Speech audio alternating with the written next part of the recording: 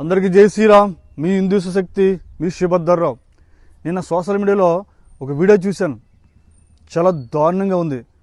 ఒక కొడుకు తన తండ్రిని ఒక ఖరీదైన కారులో తీసుకొచ్చి ప్లాట్ఫామ్ మీద వదిలేసేసి చాలా పాచకంగా మళ్ళీ కాలుతో తన్ని మరీ వెళ్ళిపోయాడు.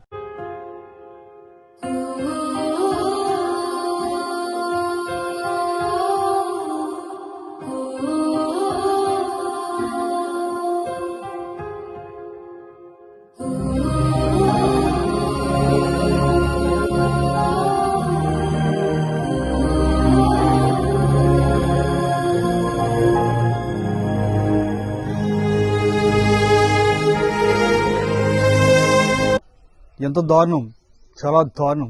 కూడా చెప్తున్నా, తల్లిదండ్రుల్ని ప్రేమించిన వాళ్ళు మూర్ఖులు. ఎందుకంటే వాళ్ళకి చాలా దారుణమైన జీవితం, చాలా దారుణమైన శిక్ష ఉంటుంది వాళ్ళకి. ఇంకో విషయం ఏంటంటే, తల్లిదండ్రులను ఎవరైతే ప్రేమిస్తారో, తల్లిదండ్రులను ఎవరైతే చిన్నపిల్లలా చూసుకుంటారో వాళ్ళ ఇంట సిరి సంపదలు ఎప్పుడు ఉంటాయి. గమనించండి, చాలా చోట్ల చూసుకోండి.